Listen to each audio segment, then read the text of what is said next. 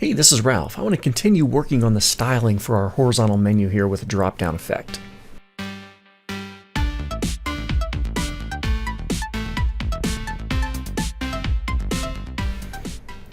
So this is the ultimately what our goal is to get to, but where we left off in the last video, we just have our horizontal menu set up.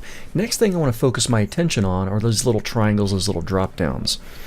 Now, on the HTML side of things, those little triangles were created with an HTML entity, ampersand DT RIF, semicolon. That creates a little triangle. And I want to style that, and that's part of the reason that it's in the span here. So I enclosed that element in a span, or that entity in a span, so that it was easy to adjust within that particular anchor tag. So in my CSS, nav, unordered list item, anchor, span. Now I'm doing a pretty complicated series of selectors here with child selectors.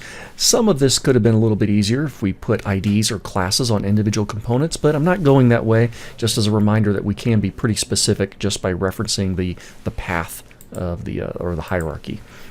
Now I want these spans here. I'm going to go ahead and do a few things to them. I'll go ahead and do display block to make them bold, or actually I will do font weight bold to make them bold. And I'm going to go ahead and set the font size. You can set the font size of entities just like their text, and I'm going to do 25 pixels. I'm going to save that, head over to my browser and refresh just to see how that looks. Okay, I'm actually pretty happy with the size, and I just want to move these over a little bit further away from the text. And to do that, I'm going to do a position relative,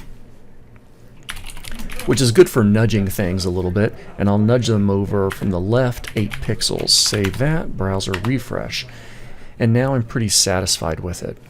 Now when I hover over these menu items, I do want a faint little border to show up. You can see it on this particular version right here. I'm looking at the faint white border that shows up around those anchors, and I do like that, so I would like that to show up.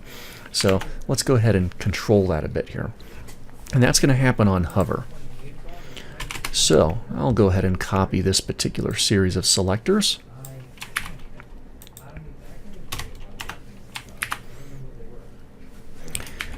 I'm going to do a hover pseudo class, and I'm going to put a border on there. That border is going to be pretty thin, just 1 pixel thick. It'll be a solid border, and I'll make it pretty light. And there's actually a little bit of a border radius on there too, so I'll do a border radius of about 3 pixels. I'm going to go ahead and save that, browser refresh.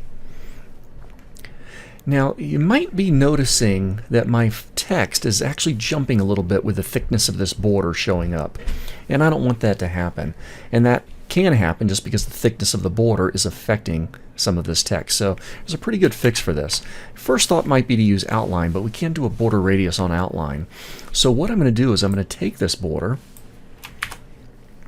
copy that, and I'm going to literally put it on my anchors themselves. So now my anchors have a border, and the hover state of the anchors have a border. But this border color is going to be transparent, or I could have picked the same color as the background, but I'll do a transparent. Technically I don't need that border radius, but I'll leave it there. So now basically I'm not adding a border that wasn't there, I'm simply changing the color of a border that was already there.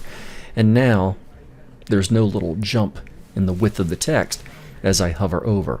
I would like there to be a subtle transition effect with this. So on the anchors, I'll go ahead and put in a transition. Let's see, I'm going to be changing the border. I'll do it over 300 milliseconds and linear. Save that, browser refresh, and now as I hover over, we get that nice little kind of floating in border effect, which I think looks pretty good. Now I'm not claiming we're done, we certainly have more to do, but I think we're in pretty good shape for the main menu, the main horizontal menu. Looks pretty good. Now obviously you can play around with colors. Let's start the HTML process for the submenu. So I'm going to head down to the HTML side of things, and I wouldn't try to do submenus for all of your menu items first. It doesn't help. Makes it even a little more complicated. So just pick one of them. I'll pick item number 2. I'm going to put my insertion point after the anchor tag before the closing list item tag. And then here I'm going to create a new submenu.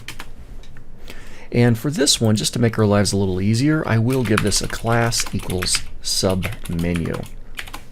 Oops, don't need that.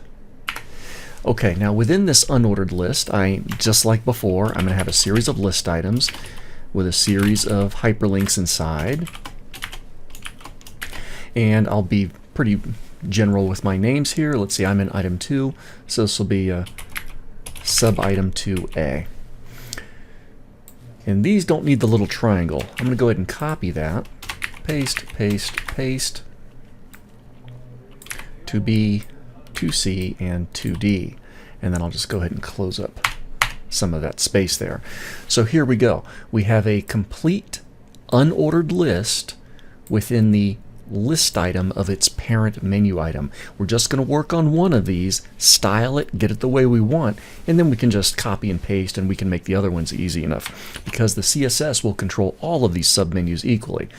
Can be a little scary, but save that, head back to your browser, and refresh, and it's going to look pretty messy at first. Just get past that. You know that you did the horizontal menu just fine, so what we'll tackle next is starting to style this submenu so that it's not having this impact on the main menu.